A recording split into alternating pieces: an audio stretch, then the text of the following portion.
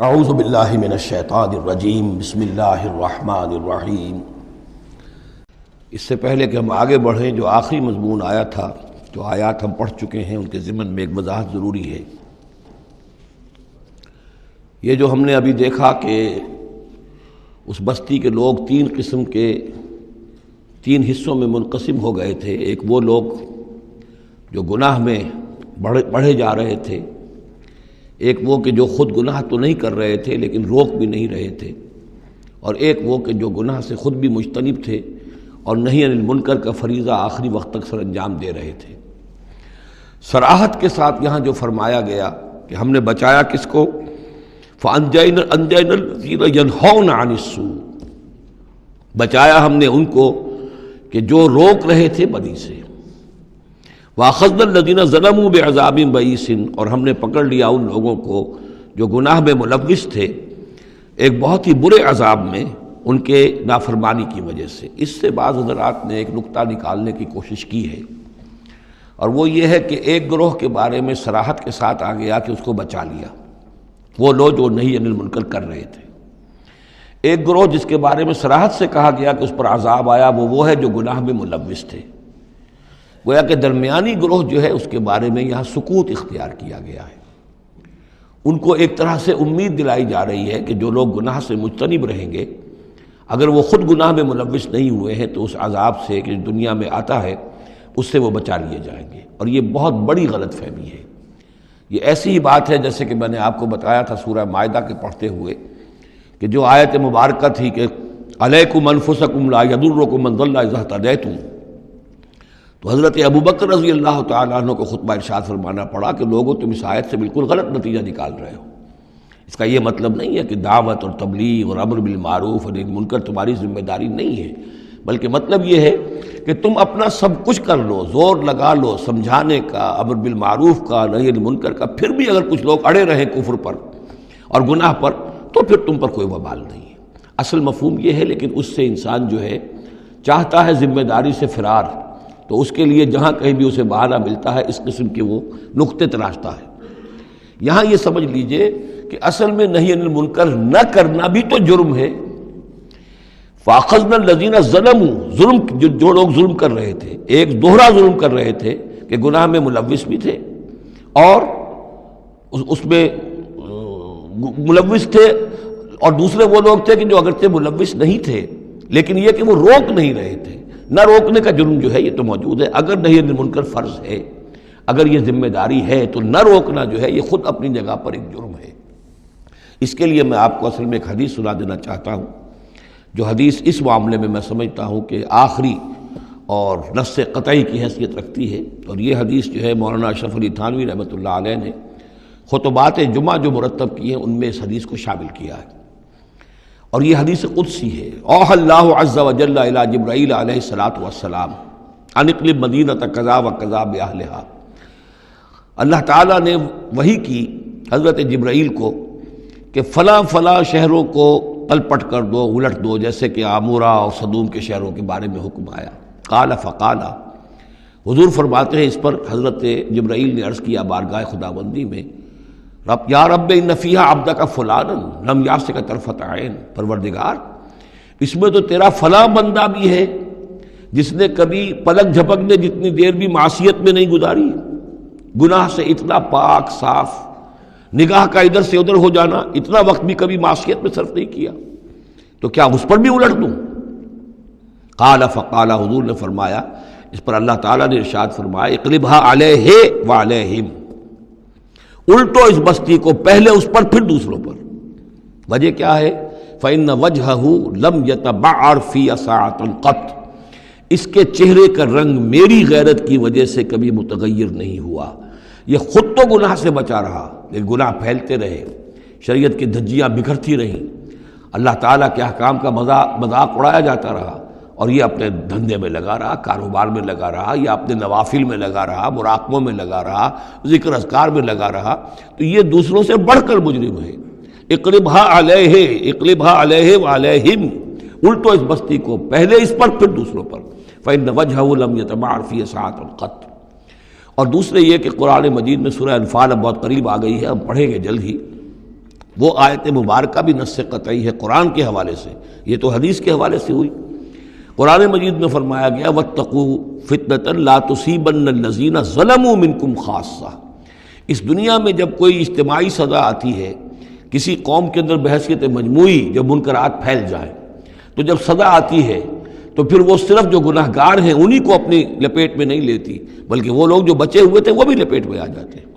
ہاں امید جو دلائی گئی ہے یہاں سے وہ یہ ہے کہ جو امر بالمعروف و نہی عن المنکر کی آخری حد تک، آخری وقت تک کوشش کرتے رہے ہوں، اللہ تعالیٰ ان کو بچا لے گا۔ صدق اللہ العظیم۔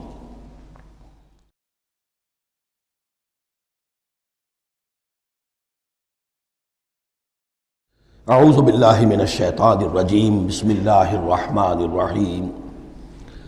اب آگے چلیے وَإِسْتَأْذَنَ رَبُّكَ، اور یاد کرو جب کہ آپ کے رب نے یہ اعلان کر دیا لَيَبْعَثَنَّ عَلَيْهِمْ، وہ لازماً اٹھاتا رہے گا ان پر، مسلط کرتا رہے گا ان پر اِلَى یوم القیامہ، قیامت کے دن تک ایسے لوگوں کو مَن یسومہم سوء العذاب، جو انہیں بدترین عذاب کے اندر مبتلا کرتے رہیں گے۔ ان ربک لسریع العقاب، یقیناً آپ کا رب سزا دینے میں بہت جلدی کرتا ہے۔ وَإِنَّهُ لَغَفُورٌ الرحیم، اور یقیناً وہ غفور بھی ہے رحیم بھی ہے۔ اللہ کی تو یہ دونوں شانیں ہیں، وہ عزیز ذو انتقام بھی ہے، سریع العقاب بھی ہے، لیکن وہ غفور الرحیم بھی ہے۔ اب یہ آپ کا طرز عمل ہے کہ آپ اپنے آپ کو اس کی کس شان کا مستحق بناتے ہیں۔ اس آیت میں واقعہ یہ ہے کہ جس قانون کا ذکر ہو رہا ہے اللہ تعالیٰ کی طرف سے، اس فیصلے کا، وہ ہماری نگاہوں کے سامنے ان کی پوری تاریخ، اس لیے کہ اس کے بعد آ رہا ہے وَقَطَّعْنَاهُمْ فِي الْأَرْضِ أُمَمًا، ہم نے انہیں زمین کے اندر منتشر کر دیا، فرقوں کے اندر اور قوموں کے اندر۔ یہ ڈایاسپورا جو ہے ان کا، جو سن 70 سے شروع ہوا ہے۔ سن 70 عیسوی میں جو رومن جنرل تھا ٹائٹس، اس نے سیکنڈ ٹیمپل کہ جو حضرت عزیر علیہ السلام کے زمانے میں پھر دوبارہ ہیکل تعمیر ہوا تھا، اس کو شہید کیا۔ 1,33,000 یہودیوں کو ایک دن میں قتل کیا یروشلم میں، اور یہاں سے یہودیوں کو نکال باہر کیا، فلسطین سے نکال دیے گئے، تم اب فلسطین میں نہیں رہ سکتے۔ وہاں سے ان کا ڈایاسپورا شروع ہوا ہے، کوئی کہیں چلا گیا، کوئی کہیں چلا گیا، کوئی روس میں چلا گیا، کوئی یورپ میں چلا گیا، کوئی ہندوستان میں آ گیا، کوئی مصر میں آباد ہو گیا، کوئی اور دور دراز کے علاقوں میں۔ پھر جب یہ امریکہ دریافت ہوا ہے تو یہ امریکہ بھی چلے گئے، وہاں بھی جا کر آباد ہو گئے۔ تو یہ ان کا ڈایاسپورا کا پیریڈ ہے کہ جس میں یہ گویا کہ منتشر کر دیے گئے پوری زمین کے اندر، ان کی کوئی ایک جمعیت کہیں نہیں رہی، اور ہر جگہ ان سے نفرت تھی، شدید نفرت۔ بلکہ ان کے اوپر واقعہ یہ کہ یورپ میں تو بڑا ان کے اوپر ظلم بھی ہوتا تھا، جس طرح چاہتے تھے ان کو وہاں کے عیسائی جو ہیں، جیسا کہ میں بتا چکا ہوں کہ ان کو معلوم تھا کہ یہ جو جن کو ہم خدا مانتے ہیں حضرت عیسیٰ علیہ السلام، ان کو سولی پر چڑھوایا انہوں نے، اور انہوں نے کفر کیا، اور وہ حضرت مسیح علیہ السلام کی شان میں گستاخی کرتے ہیں، حضرت مریم کی شان میں گستاخی کرتے ہیں، تہمتیں لگاتے ہیں، لہذا وہ ان کے درمیان دشمنی رہی۔ اور اس کی آخری مثال اس صدی میں، یعنی دور کی تاریخ تو شاید ہمیں معلوم ہو کہ شاید فیری ٹیلز ہیں، یہ کوئی کہانیاں ہیں جو ہم سن رہے ہیں، اس صدی میں جو ہوا ہٹلر کے ہاتھوں 6 ملین 60 لاکھ یہودی ختم کیے اس نے۔ پورا مشرقی یورپ کا یہودی جو ہے کھینچ کر وہاں سے پکڑ کر، جہاں تک ہٹلر کی حکومت بنی تھی، جہاں تک اس کے جو گئے تھے فتوحات کا دائرہ، وہاں سے یہودیوں کو کھینچ کر کنسنٹریشن کیمپس میں لایا گیا۔ پھر خاص مشینیں ایجاد کی گئیں، خاص جو ہیں اس کے لیے ایسے بنائے گئے کہ ان کے لیے اب اتنے لوگوں کو قتل کریں گے تو دفن کہاں کریں، ان کو کیا کریں، how to dispose of the dead bodies. تو اسپیشل پلانٹ بنائے گئے کہ ایک بڑے سے ہال میں داخل ہو رہے ہیں، وہاں سارے کپڑے اتروا لیے تاکہ یہ کپڑے بھی استعمال ہوں بعد میں۔ کہا یہ جاتا تھا کہ تمہارے کپڑوں میں جوئیں پڑ گئی ہیں تو جوؤں کو اس کو ڈیلاؤس کرنے کے لیے ضروری ہے کپڑے اتار کے آگے گیس کے اندر تاکہ وہ جوئیں ختم ہو جائیں گی۔ پھر ان کے بال اتروا لیتے تھے، عورتوں کے بال بھی شیو کر لیے، مردوں کے بھی۔ ان بالوں سے قالین بنائے انہوں نے جو نازیوں نے اپنے دفتروں میں بچھائے، ہیومن ہیئر کے قالین۔ پھر ان کو لے جا کر ایک گیس چیمبر کے اندر کے سب مر گئے۔ پھر اب وہ بڑے بڑے پٹے جیسے چلتے ہیں مشینیں، بڑی فیکٹریز کے اندر وہ پٹوں کے اوپر لاشیں چل رہی ہیں۔ پھر ان کا چورا ہو رہا ہے، جیسے کہ کہیں جو ہے وہ گھاس کاٹا جا رہا ہو یا کوئی اور چارہ جو ہے وہ کترا جا رہا ہو۔ پھر کسی خاص قسم کے کیمیکلز کے اندر ان کو تحلیل کیا کہ آخر میں کیا نکل رہا ہے، نہ کسی گوشت کا پتہ، نہ خون کا پتہ، نہ ہڈی کا پتہ، کسی شے کا پتہ نہیں، ایک بدبودار سیاہ رنگ کا مائع باہر نکل رہا ہے، اور اسے وہ لے گئے اپنے کھیتوں میں اور اسے بنا لیا کھاد۔ یہ کام اس صدی میں ہوا ہے، ہولوکاسٹ۔ اس میں زیادہ سے زیادہ یہ کہتے ہیں کہ یہ کچھ مبالغہ ہے 60 لاکھ کا، 40 لاکھ، تو 40 لاکھ بھی تو کم نہیں ہوتے، 40 لاکھ افراد کا اس طرح ختم ہو جانا۔ استأذن ربک لیبعثن علیہم الی یوم القیامہ، ان کا آخری وقت تو اب آنے والا ہے، وہ زیادہ دور نہیں ہے، لیکن اس سے پہلے جیسے شمع بجھنے سے پہلے بھڑکتی ہے، لہذا وہ ایک بھڑک ہے اس کی کہ جو یہودیوں کی ہے، اسرائیل ہے، ان کی طاقت ہے، ان کی قوت ہے، عربوں پر وہ چھائے ہوئے ہیں۔ اور واقعہ یہ ہے کہ مسلمان جس عذاب کے مستحق ہو چکے ہیں، اور ان میں سے عرب چونکہ ہمارے ہاں اونچے درجے کے، اس اعتبار سے امت کے اندر ان کا مقام اونچا درجے کا ہے کہ حضور عرب تھے، انہی کی زبان میں اللہ کی کتاب ہے، اور ان کی جو اللہ تعالیٰ کے دین کی طرف سے جو انہوں نے پیٹھ پھیری ہے، لہذا اس کی جو سزا انہیں مل رہی ہے وہ یہ ہے کہ ایک مغضوب علیہم قوم کے ہاتھوں ان کی تذلیل ہو رہی ہے، ان کے سامنے جھکنا پڑ رہا ہے۔ جن کے ساتھ کسی ایک کمرے میں کبھی بیٹھتے نہیں تھے، اب ان کے ساتھ گفت و شنید جو ہے اور ان کے ساتھ بغل گیر ہونے کی نوبت جو ہے وہ آئی ہے۔ اور ابھی جو کچھ ہونا ہے وہ خیر دوسری بات ہے، میں اس وقت اس میں نہیں جانا چاہتا، وہ آخری وقت بھی آئے گا، پھر جو ہے حضرت مسیح علیہ السلام بھی نازل ہوں گے، اور وہی چونکہ ان کی طرف رسول تھے، رسول اللہ بنی اسرائیل، تو آخری وہ عذاب ہلاکت کہ جو باقی 6 قوموں کا تو آ چکا۔ حضرت نوح علیہ السلام، حضرت نوح کے سامنے بیٹا جو ہے وہ غرق ہوا کہ نہیں ہوا، حضرت ہود، حضرت صالح، ان سب کے سامنے جو ہے ان کی قومیں ہلاک ہوئیں، تو اب حضرت مسیح کو اٹھا لیا گیا تھا، وہی آئیں گے اور انہی کے ہاتھوں یہ اپنے کیفر کردار کو پہنچیں گے اور ان کا ایک ایک بچہ ختم ہوگا۔ لیکن اس سے پہلے ان کے ہاتھوں مسلمانوں پر اللہ کے عذاب کے بڑے کوڑے برسیں گے۔ To add insult to injury, کہ ایک یہودی قوم کے ہاتھوں، مغضوب علیہم قوم کے ہاتھوں پٹائی ہوگی، اور جو ہو رہی ہے، لیکن یہ کہ ابھی شدید تر صورت میں اس کا شروع ہونے والا ہے معاملہ۔ کوئی دنوں کی بات ہے کہ مسجد اقصیٰ شہید کر دی جائے گی، اور پھر ایک طوفان جو ہے مڈل ایسٹ میں شروع ہو جائے گا۔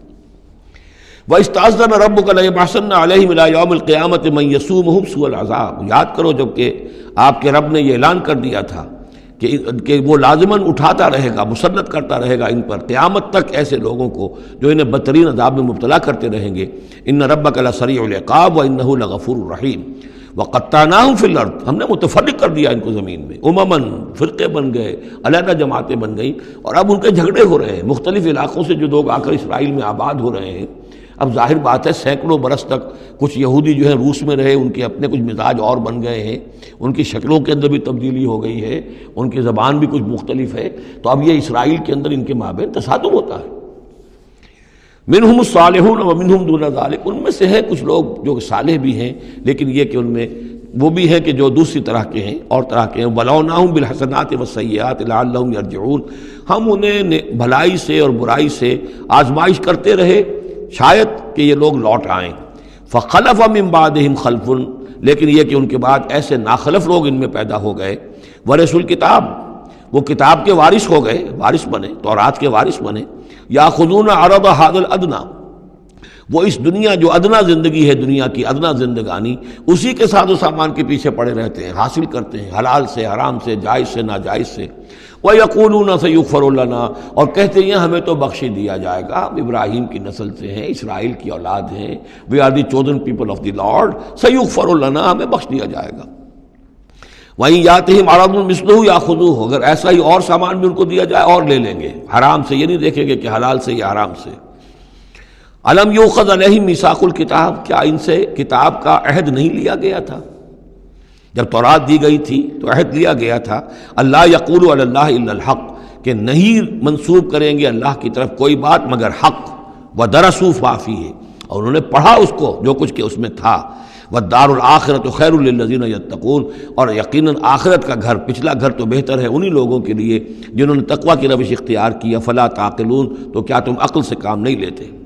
والذین یمسکون بالکتاب واقاموا الصلاۃ، اور رہے وہ لوگ کہ جو کتاب کو مضبوطی کے ساتھ جنہوں نے تھاما، تمسک کیا کتاب کے ساتھ، اور اقاموا الصلاۃ، نماز قائم کی۔ انا لا نضیع اجر المصلحین، ایسے مصلحین کا اجر ہم ضائع نہیں کریں گے۔ بات ہے کہ کوئی نہ کوئی لوگ تو ان کے اندر اچھے رہے، آخری وقت تک بھی رہے۔ وَإِذْ نَتَقْنَا الْجَبَلَ فَوْقَهُمْ، اور یاد کرو جب کہ ہم نے پہاڑ کو ان کے اوپر اٹھا دیا تھا، كَأَنَّهُ ذُلَّةٌ، ایسے ہو گیا تھا جیسے سائبان ہو، وَظَنُّوا أَنَّهُ وَاقِعٌ بِهِمْ، اور انہیں یقین ہو گیا تھا کہ ابھی ہم پر گرا کہ گرا. خذوا ما آتیناکم بقوۃ، اور ہم نے اس وقت کہا تھا کہ تھامو اس کو مضبوطی کے ساتھ جو ہم نے تمہیں دیا ہے، اس کتاب کو مضبوطی سے تھامو، اس کو پوری قوت کے ساتھ اپنی اس کا تمسک کرو. وَاذْكُرُوا مَا فِيهِ لَعَلَّكُمْ تَتَّقُونَ، اور جو کچھ اس میں ہے اس کو یاد رکھو، مستحضر رکھو، تاکہ تم بچتے رہو اور تمہارے اندر تقویٰ کی روش پیدا ہو جائے. صدق اللہ العظیم.